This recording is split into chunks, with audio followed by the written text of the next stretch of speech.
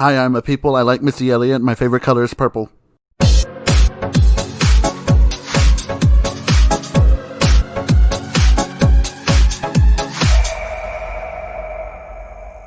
Hey guys, it's Fonzie Graziano. Welcome to Ask Fonzie Anything, where I talk about hot topics, give advice, answer listener questions, and I cut shit about what's going on in the world today. In today's episode, I'm going to talk about my hobbies, and I think they deserve their own episode because I have way too damn many. But first, let's pay some bills. And we're back. Today I said we were going to talk about my hobbies, and that's exactly what we're going to do. I'm going to give you a rundown of my hobbies, my daily and weekly schedule, what I like to do for fun, and what I use all my time up with so that I'm not left in the abyss with nothing to remember but how alone I am. Anyway, so let's get started. Hobbies. I think it's healthy for everyone to have a hobby because there's a lot of empty space in between the necessities and the required activities that we participate in, whether it be family or work, church, all of that extra shit. And I don't have my own personal family. Like, I haven't started one yet. I'm not in a relationship. I don't go to church because those are some judgy people, but that's for a different episode. And I do go to work, I do go to school, and in between there, with a schedule like that, you would be prone to want to fill your time with hanging out with friends or being on social media all day. And of course, I like to hang out with my friends, but we're all grown, so we don't want to be around each other 24/7 when we have our own things to worry about and our own schedules. And like, these friends have a kid, those friends have a business, these other friends work, and we all have our separate things to do. So whenever I'm not at work or at school, I like to spend my time filling it with something, because I get worried for people who fill their time, their empty time, with unproductive, energy-wasting activities like social media. No, don't get me wrong.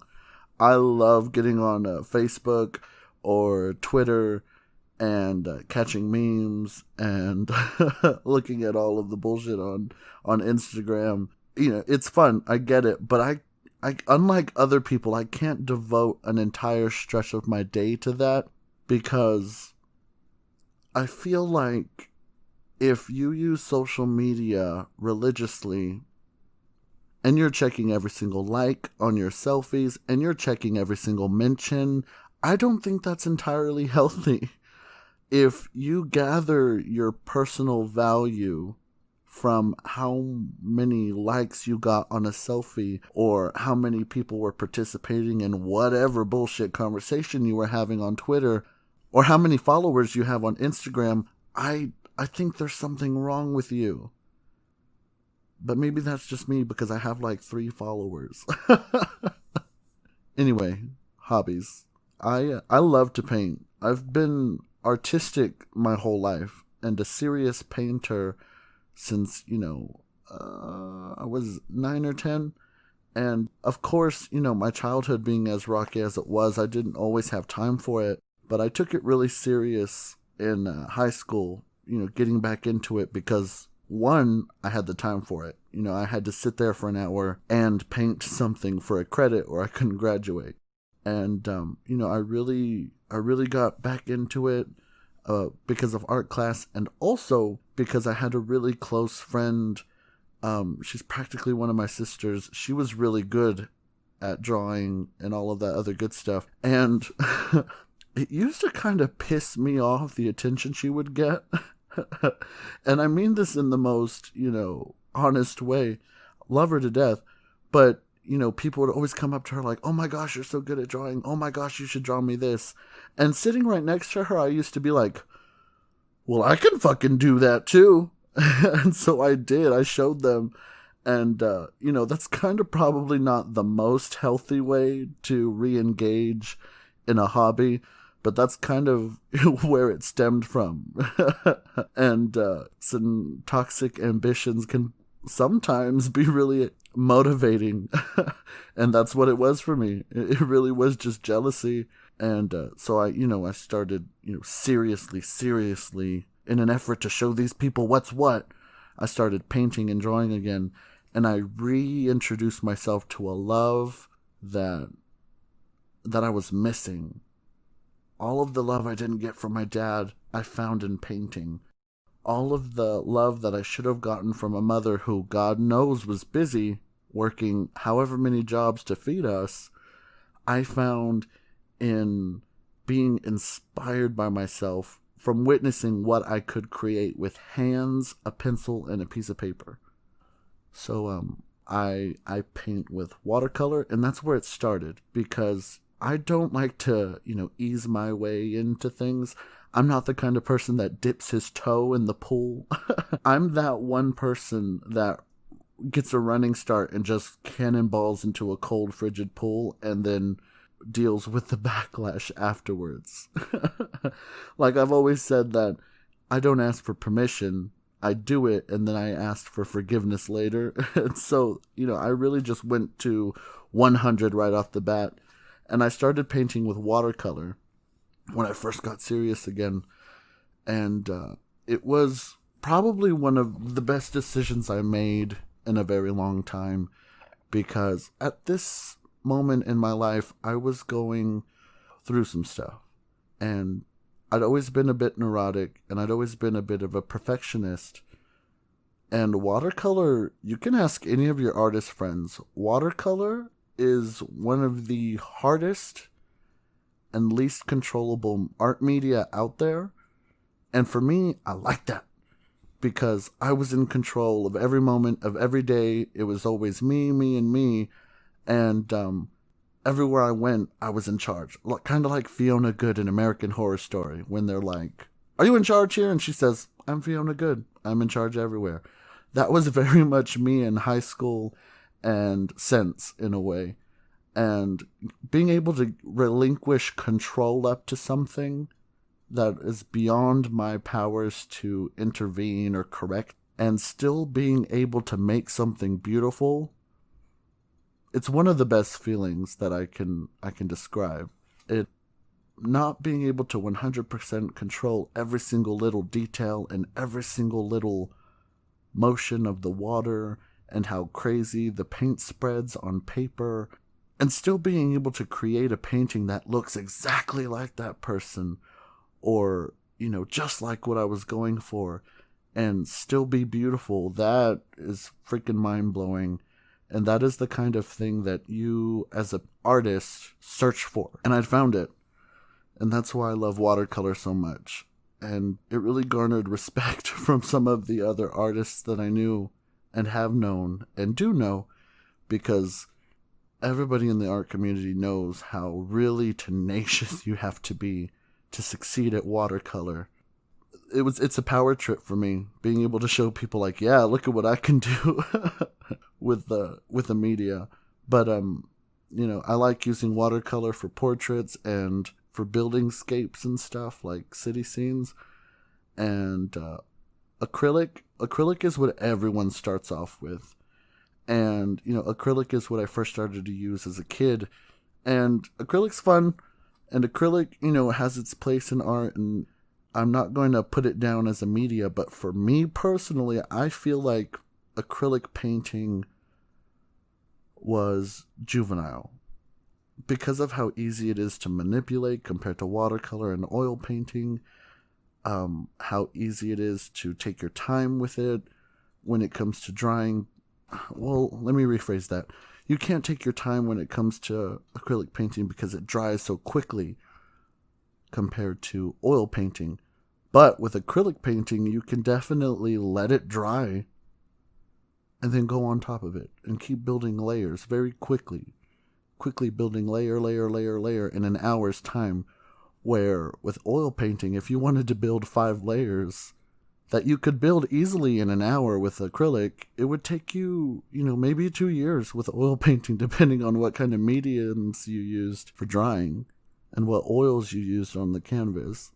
Yeah, acrylic has its advantages and disadvantages. And oil painting, I'm taking serious again because, it really is a master. It really is a master's medium, oil painting. I connect to artists of history and great artists of the past through oil painting, because when I sit at my easel, I sit in the body of someone who 400 years ago would also be sitting at an easel. Or when I hold a brush and I put it to canvas, I put it to canvas with the same stroke that someone 400 years ago painting a portrait of somebody would have made that same stroke in. It's connecting to, for me anyway, I feel connected to art in its glory as a whole when I'm oil painting, because it really is an ancient art to me, in the way that people feel enlightened or connected when they're doing yoga because it's an ancient practice. I also feel connected when I'm oil painting because I feel the same thing. I don't know, maybe it's just me looking at everything too deeply. But yeah, I paint. I don't draw as much because to me you really draw as practice for some other media. But drawing is really integral and important, because without a good drawing skill set, you don't really have the foundation for a good house, and that house being solid artistic skill and ability. If you don't know how to draw a house with a pencil and an eraser, how the hell are you going to draw a house with a paintbrush? And if you can't draw a little still life with, the same pencil and eraser and time, then how is your still life going to look when you're using something a little bit more permanent where you don't have an eraser? For me, art exists in the fiber of my being and as an extension to who I am, so I take it there when I'm explaining it. But for some people, it's like, oh, I like to paint, period. Yeah, I paint and I write. I've been a good writer as well since I was young. I always knew that I had a proclivity towards it, because when I was in 4th grade, you do your first writing text test. And I was one of the only people in the state of Texas doing the writing text to get a 4. And that 4 is a really good grade for the writing text. The 4 is the best grade you can get. 4 means you're a bad bitch. And, it kind of, how growing up you get told all the time, oh, you're really funny, you should be this, or oh, you can draw really well, why aren't you an artist, or oh, you can, anything, you play basketball really well, you should go pro someday. For me, it was always, you're a good writer, you're a good artist, you should do something with that. So, since I was young, I knew I had a proclivity towards it. I knew that I had a special knack for it. And I developed on that and started seriously writing when I was about 16, and I was going through some personal stuff. It's right around the time that I first attempted suicide. And I think that in the ways that my words trying to explain what I felt didn't sound fulfilling or beautiful, writing them in the form of poetry did. It made more sense that way. It felt deeper. During therapy, when an old man with bottle cap glasses, barely looking at you as a person or individual because you're the 10th appointment he's going to see that day, asks you, are you hearing any voices? Why do you want to kill yourself? How does that make you feel? And you tell him, I'm not hearing voices, I was just sad. It doesn't sound as deep and meaningful, and it didn't sound as good enough of a reason to want to kill yourself than it would in my writing. So that's, what I took to, because when writing why I was sad or why I was broken or what traumas lended to the act of trying to attempt suicide, it felt easier to understand. It felt like there was a greater purpose behind it. Like I wasn't just some random 16-year-old kid going through issues because he had hormones. I felt like if you read my poetry, you would understand that it wasn't just because I was a 16-year-old. It wasn't just because I was a little bit sad. I had these deep rivers of thoughts and feelings and emotions, and I looked at life and I looked at death in a profound way that saying, oh, I was just kind of sad today, doesn't really give you the same effect as. So that's why I picked up writing, and I continued writing through high school. When I left high school, I went to live in upstate New York, which I talked about in my last episode, and I had a mission. I think I said I had a mission to not stay in New York unless I could get published. So every day I would leave my grandmother's house and I would walk through this city that looked like a postcard. It really did. Upstate New York, trees, colors everywhere. The white people were racist, but not as racist. Oh, shit. And people were friendly there, and it really did seem like I was no longer in Kansas anymore. At the same time, and on the other side of that, it really felt like I was where I was supposed to be. So I really did. I pounded it, and I pounded it, and I hit the ground running, and I went to a coffee shop, or I went to the library every day, and I sat where it was quiet, and I wrote. And I wrote, and I wrote, and I wrote, and nothing. I know I had good stuff, but nothing much really came of it. And so, my grandmother's fiance, who I consider my grandpa, Gypsy, when he was starting to get sick, my mom and my grandmother felt it was best for me to go back to Texas, because honestly, this man told my grandmother, I don't want him to watch me die. And he knew that's where he was going.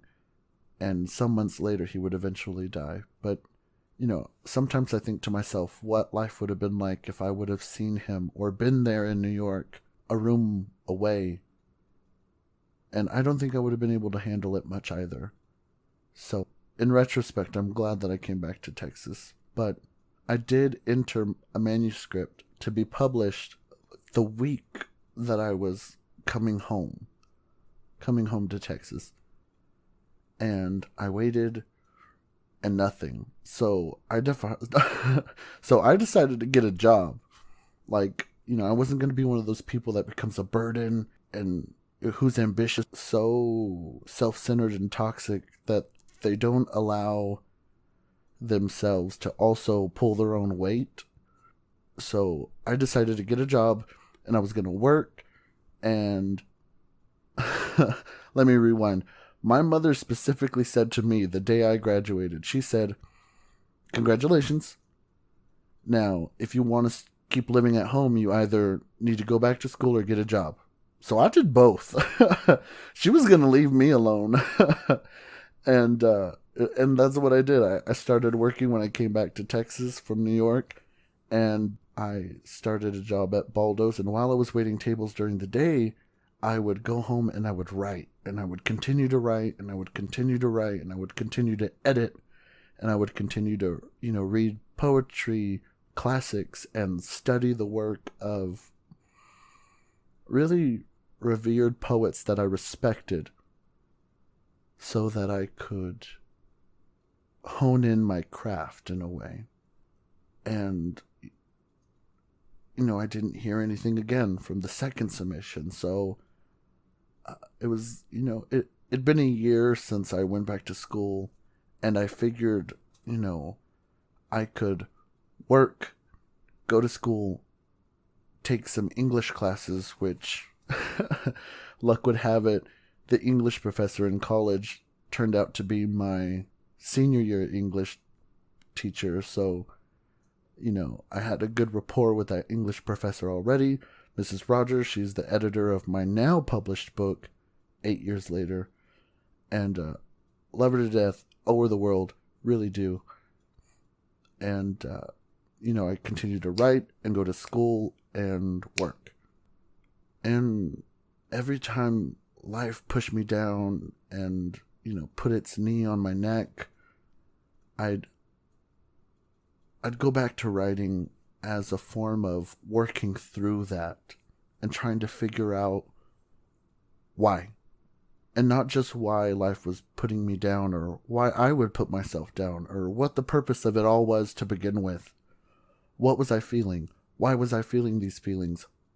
What would be a non-contrived, artistic, deep way to say what I was feeling without reverting to how shallow and simple some people can sound when they're saying, oh, I'm sad today, or oh, I'm mad today. How could I express what I was feeling and it be respected? Because it was deep. There was, weight behind it. If my feelings were a burger, it was mostly the patty and not lettuce.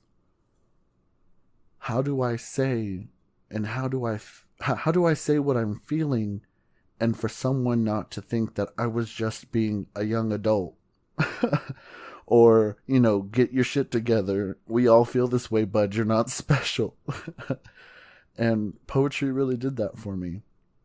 And years and manuscripts and years went by and nothing. And I'd really started to give up on that pipe dream. And that's why I was finally able to publish my first book, Glory. Because I sat down one day after getting my last, most recent rejection letter. And I told myself, this is it. And I went through the other 6 or 7 or 8 manuscripts, and I've got the best poems out of each of them. And then I shoved them all together, and I wrote a few poems in to, create this plot from first poem to last poem. And I changed the way some of the other ones were written so it would fit the theme of this manuscript. And then I sent it off. And I told myself, if this one doesn't get published, that's it. Poetry isn't it for me. I'll be a normal person. I'll find another way. This isn't meant for me. And I got a letter saying, we're interested, but do something for us. We want to see how it would perform on its own without a publishing house behind it, without, someone holding the book up. We want to see if it has the integrity of writing on its own to survive in a marketplace and hold its own against other, really serious titles, because poetry is a really weird market to get yourself into in the book reading world. Because, out of everyone in the planet, not a lot of people read recreationally. And of those people that read recreationally, even less of them will read poetry recreationally.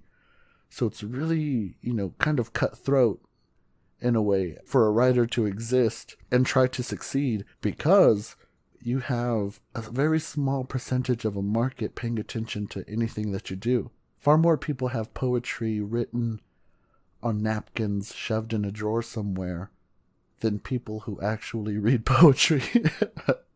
And some of us who actually write poetry, we don't even read other people's poetry because we're tired of looking at poems all day. Especially for me, I don't read other contemporary artists' work and poets' work because I don't want it to influence my work. I feel like that would be disingenuous in a way. So, it's a very small market of people, and these people basically told me, go to Amazon, see if you can get your book published independently. Let's see over the next year how that works out. And if you get a good amount of sales, and if you create a name for yourself, we'll pick your book up. And that's really what I'm in the process of doing right now. I do have some people behind me saying, with their hands on my shoulder saying, hey, this is a good idea, this isn't a good idea, we're still watching. And this is a great experience for me because I get to create without a network to be beholden to.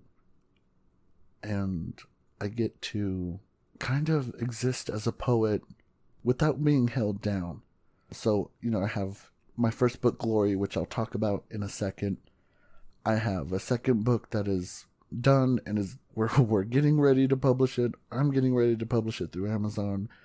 And, I already have a team of people through Amazon that we'll get it out to where I need it to get out to. And I have my second book, which is, we're just going to wait. We're going to wait to see how this coronavirus thing kind of blows over before I release that one. And, I have a third book of poetry, which will be released sometime after book 2. And, my writing is really picking up. It's evolving. It's being marketed.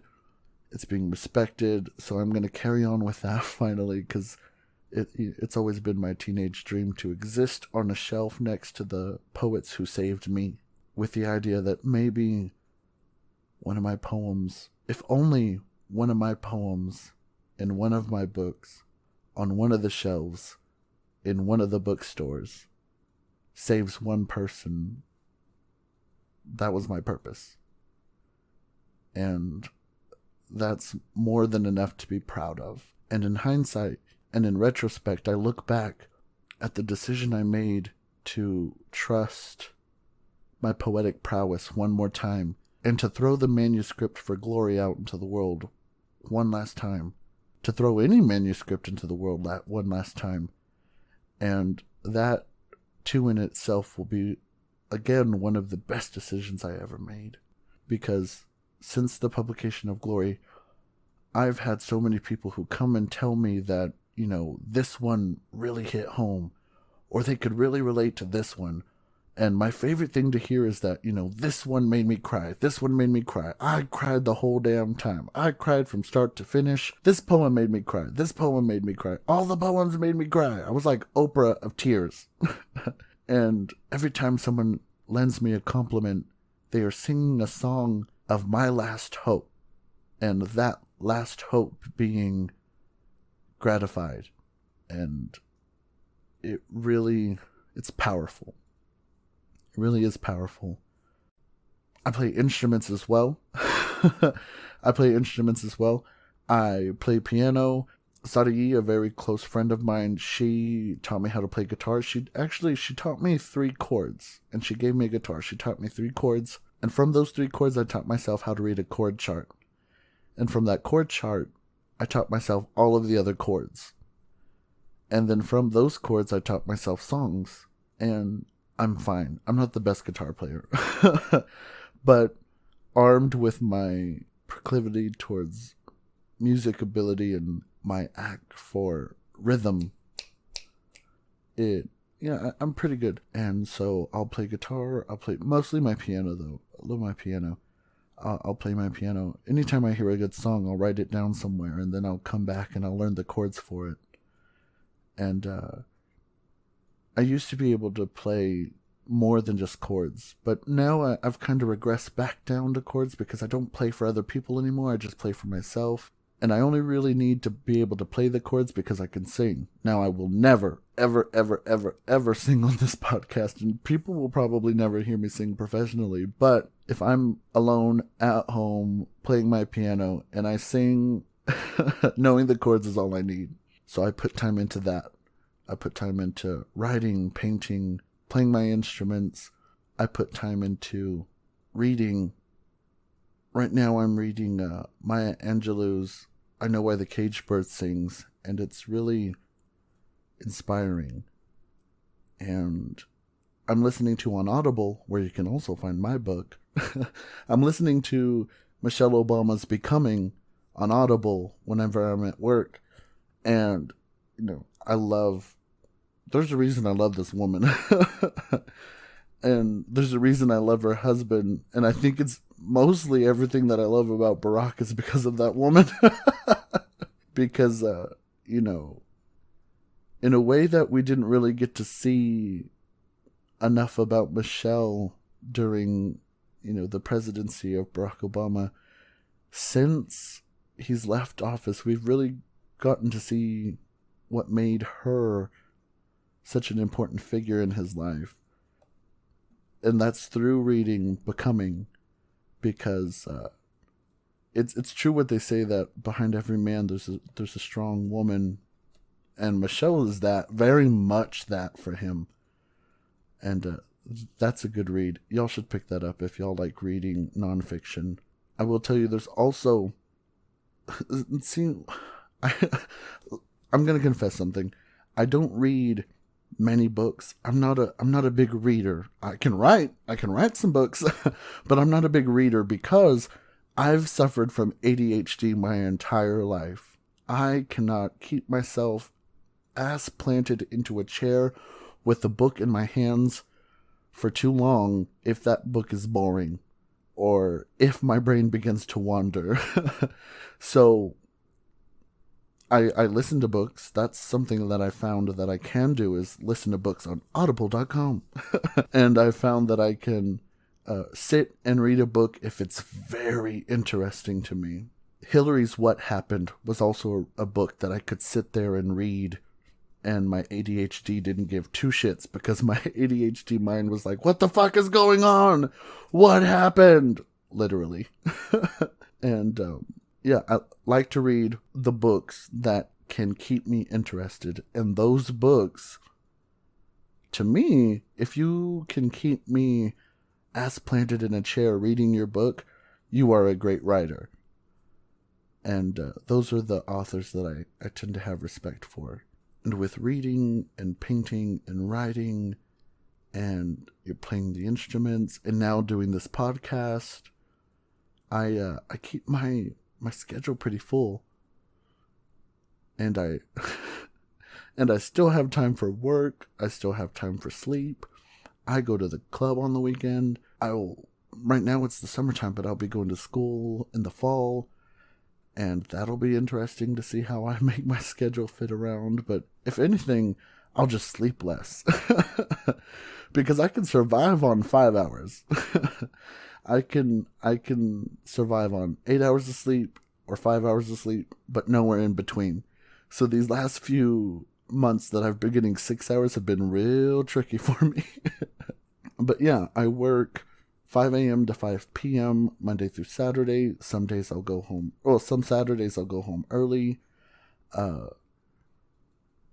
And I'll come home and I have this nice organized plan for myself throughout the week, throughout the day, throughout the month of what I want to get accomplished. I get that stuff taken care of. And then I'll just go to whatever hobby fits my mood that day. Like, most of my time outside of work is filled devoting as much recording time as possible into making sure that I have enough episodes recorded ahead of time for the podcast. Like, I think right now, this is episode 2, but I want to get at least 10 episodes before release day. So that way I have max 6 weeks at the most worth of content to release. And that'll give me 6 weeks. And that'll give me 6 weeks to record another 10 episodes. And then those 10 episodes will give me 10 weeks. And then I'll just take 10 weeks at a time recording as many episodes as I can to always stay ahead of it. I also have already, and it's barely August. Well, by the time that you listen to this, it'll be August. Today, it's, fairly the middle of July. But by the time you listen to this podcast, it'll be August. And I already have the episode planned out that I will be releasing before Election Day. And I already have planned out the episode I'll be releasing, the week that marks the deadline for my state to register to vote. So, I have a good stretch of things planned out, which is great. It's good time-wise because, it'll allow me to see how working, going to school, painting, reading, writing, and doing this podcast is going to fare schedule-wise when school starts. This fucking phone is going to piss me off. I don't even like half these people. Anyway, I want to take a second to talk about my books too, because I have a lot of people ask me what the books are about and, what the plans are for that. And I have like a handful of fans already who have asked me to explain some of the deeper themes behind my books. And so, because this is the hobby episode and writing is one of my hobbies, which someday I hope to be what pays my bills, I want to take some time in this episode to talk about my writing and what inspires me and what inspired these books and so on. I already said a little bit about Glory, but so far I've really only mentioned Glory. And Glory it's not really the first poetry collection, because collections are normally 90 to 100 poems plus. Definitely 90 to 100 pages plus. Glory is more of a chapbook, which is really like 30 pages or less. It's kind of a pamphlet of the artist's work, of the poet's work. And Glory, I put together from the best poems of all of the other manuscripts that I couldn't get to publish, that really didn't have what it took. And I grabbed the best poems out of them, and I, laid them on my floor, and I put them in an order that looked right. And I designed the set list for Glory from first poem to last poem to tell a story. Chronologically, the metaphors behind each individual poem would fall with the story of my life in a way. So at the beginning you have the very first poem's called Inspiration. And so inspiration as a concept, inspiration comes to you when you right when you think of a good line for a poem. Or, inspiration is the beginning of something. And so I wanted inspiration to kind of mirror the beginning of the book and also the beginning of my life. And, the next few poems are about a good array of things, but definitely they hit on the topics of abuse, which, is some things that I bore witness to and experienced as a child. Infidelity, which is another thing that I witnessed and as a child. And then, kind of leads into, the first time I ever fell in love. Eventually it falls into mental illness, and then out of that mental illness into mental and emotional healing. And Glory is really kind of a poetic, short, quick snapshot of the years of my life before the last two. Over the last 2 years I'd written the second book, but over the years before those last two, in the years before 2018 anyway, that's what Glory kind of encompasses and puts a seal on. In the way that a music artist's first album is normally self-titled and kind of sums up some things that they went through before fame and before they came out. You have a lot of the more personal songs on that album from the artist because they have years and years and years of their life to write about.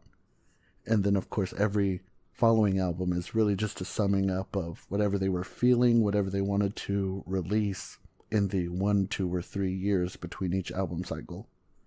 And for me, that's what Glory was. Glory was, here is my fourth quarter Hail Mary to try and make it. And now that I have, this is what I want to say about what birth to 23 years old was like for me. And with Glory, I chose the name because it's one of the more powerful pieces of the manuscript. And I wrote the poem Glory after I named the manuscript Glory.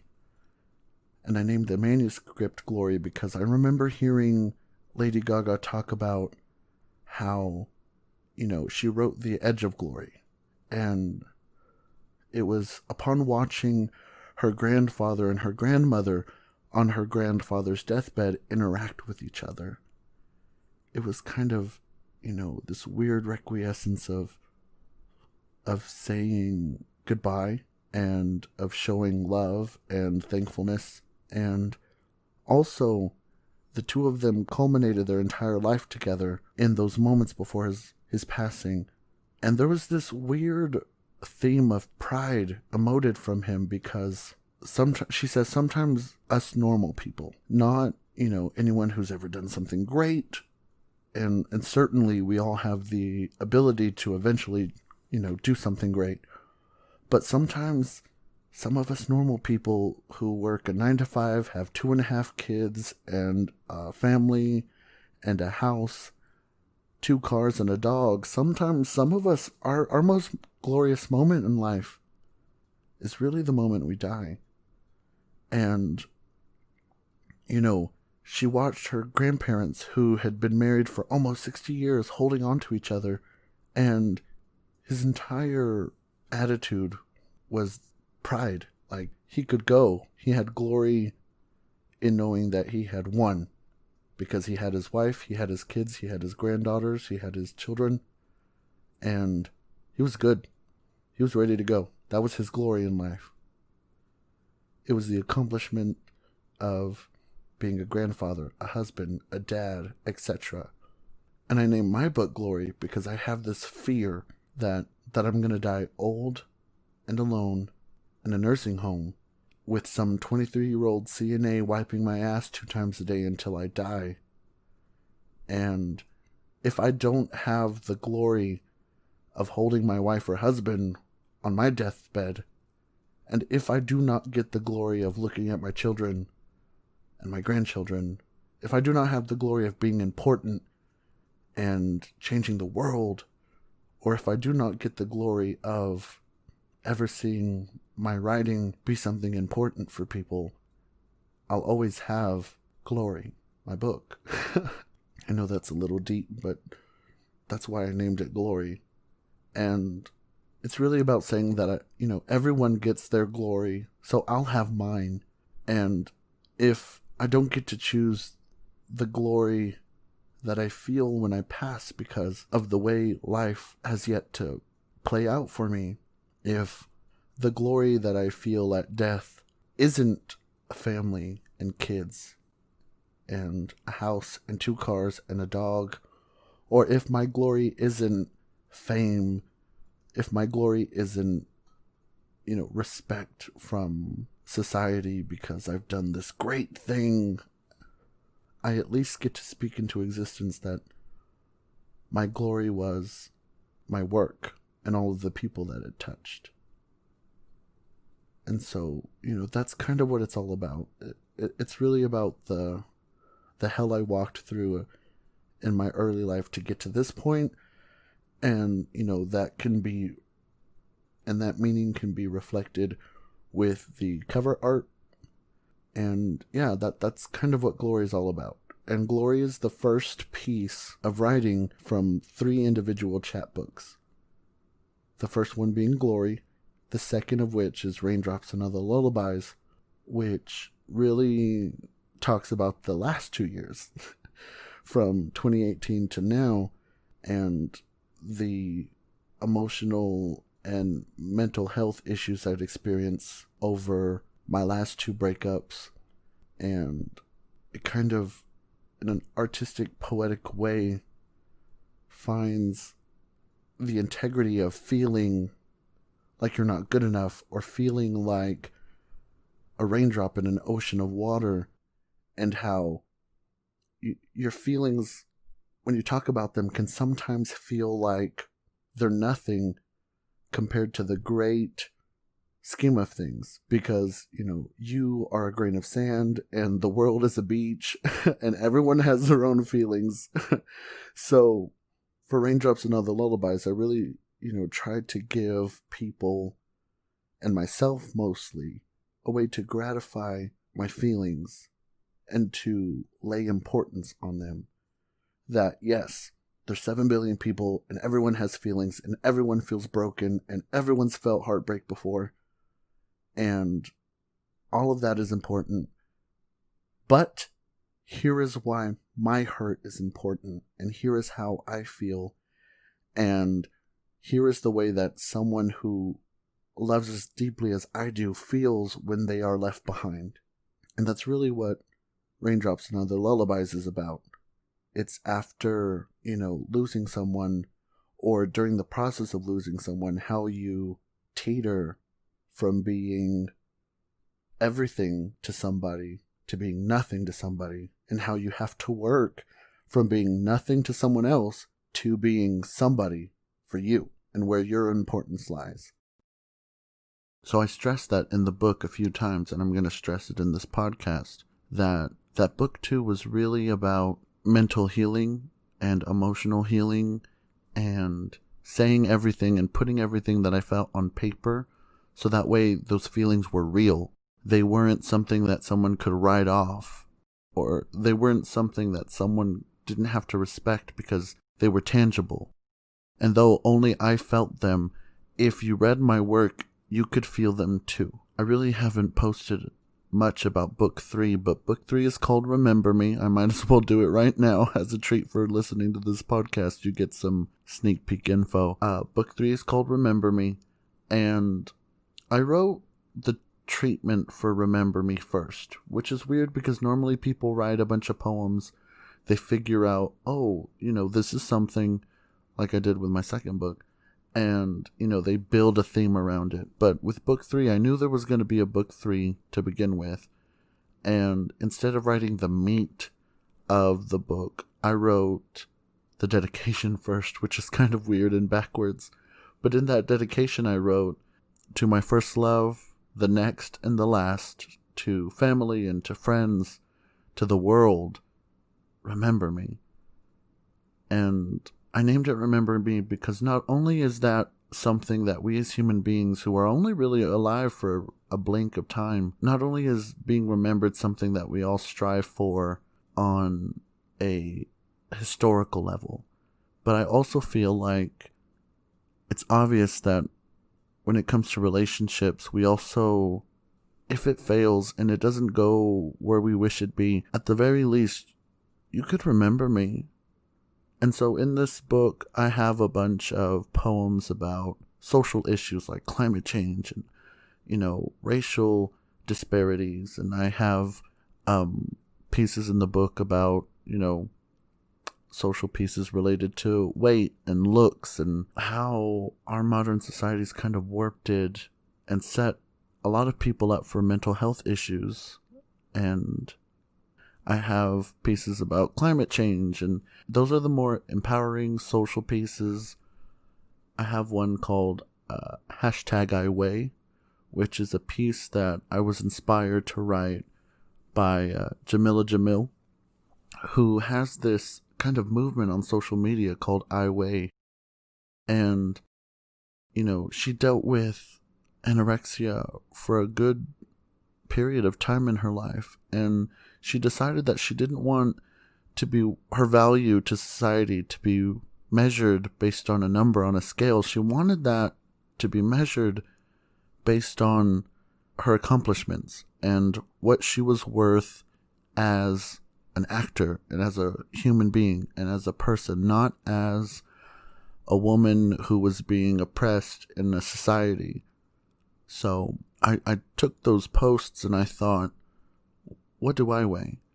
And, I threw up this poem about, all of the things that I felt I weighed and deserved to hear from myself. And all of the things that, maybe someone should have told me growing up and I wouldn't be such a mess. But, Remember Me is kind of a way to say, if I died tomorrow, remember me friends for these things, and remember me lovers for these things, and, maybe even, not that you remember me for these things, but these are the things that you should remember. Remember that climate change is an issue, and remember that, the way that we speak to women or the way that we train women to speak to themselves is important.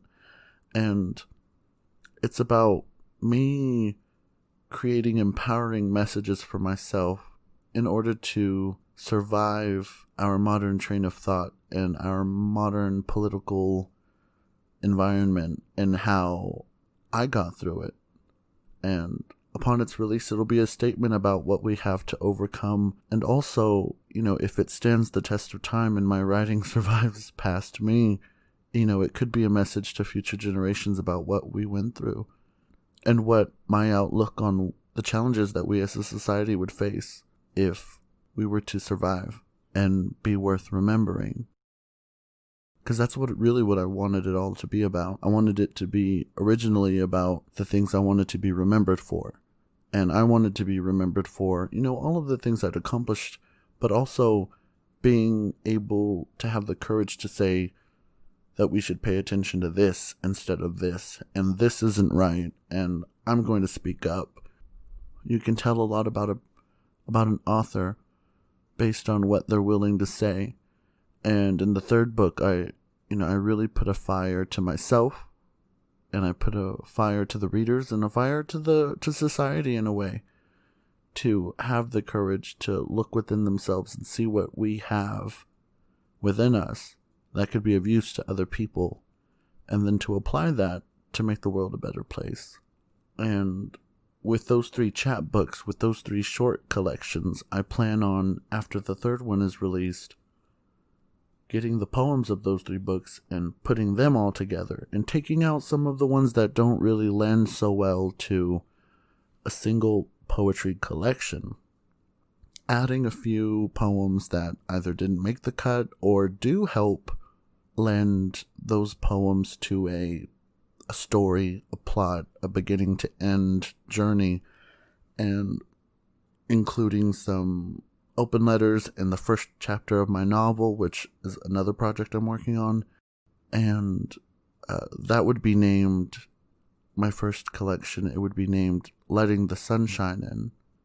And I chose the name because upon the poetry collection's release, the first big book, that, much like Glory, would serve as a culmination of what my life meant, stood for, what I'd gone through, kind of like a time capsule of the first however many years of my life.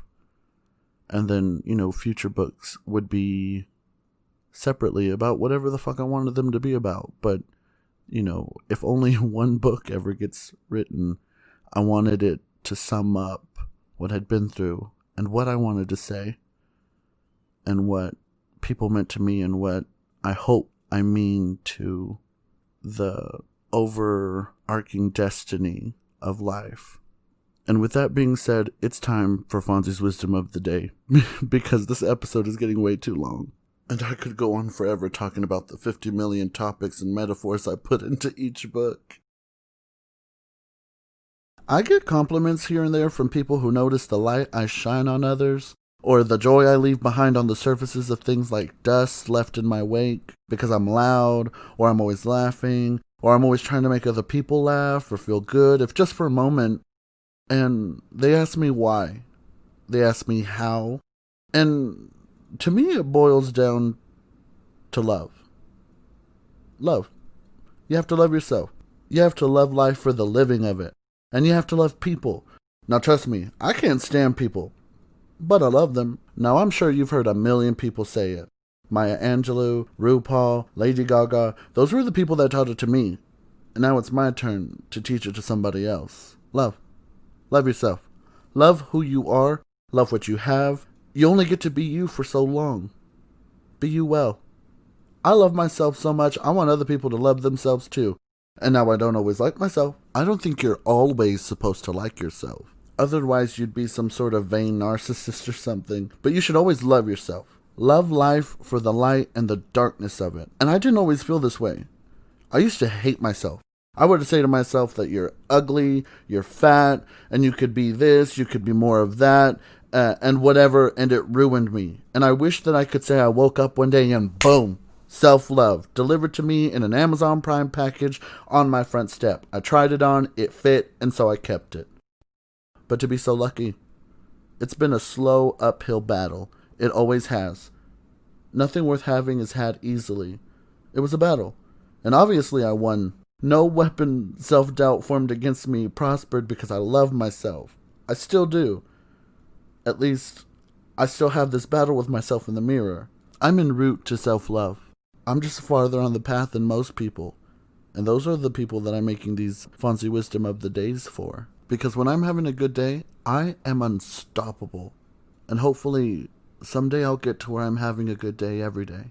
With that being said, we've officially made it to the end of Ask Fonzie Anything. Thank you so much for sticking with me through this entire episode. If you want to hear more, I have tons of episodes posted already, and I'll post new episodes whenever I want. No, but seriously though, usually Mondays, and when the show starts growing, I'll start releasing episodes twice a week or something. If you like the show, it is available almost everywhere podcasts can be heard, including Google Podcasts, Apple Podcasts, and Spotify. Make sure you add, like, subscribe, or follow me on my social media profiles. It's at Fonzie Graziano on everything, so you don't have to worry about missing an episode. Make sure and send me DMs to request episode discussion topics. You can write into me if you need advice. I've been told I'm an infinite spring of wisdom. I can definitely give you an outside perspective. I'll tell you what I would do anyway. And who knows, your letter might be the one I answer in the next episode. If you like, you can directly support the podcast. There are links in the bio to my Patreon and Anchor Direct. Or you can just buy one of my books. My first book, Glory, is available in print on Amazon.com and Walmart.com. The ebook is available on Kindle, and there is an audiobook available on Amazon, Audible, and iTunes.com, I think, but don't quote me on that. Also, my second book, Raindrops and Other Lullabies, which was originally due for release earlier this year, but it's been pushed back twice due to the coronavirus. It'll definitely be out before the end of the year, though. If you go to my website, not only can you download and read PDF previews of both books, but you can also listen to a sample of the audiobook of Glory, and if you sign up for the newsletter, you'll get an exclusive updates on what I'm working on, and promo codes, and sales, and discount info. And last but not least, I just want to remind y'all to be a rainbow in somebody's cloud, be kind to yourself and others, unless they talk to you crazy, and wash your fucking hands and wear your goddamn mask. I want to go to the bar. We'll get through this together. Thank you for listening. I think you're pretty cool. I don't care what they say about you. Bye.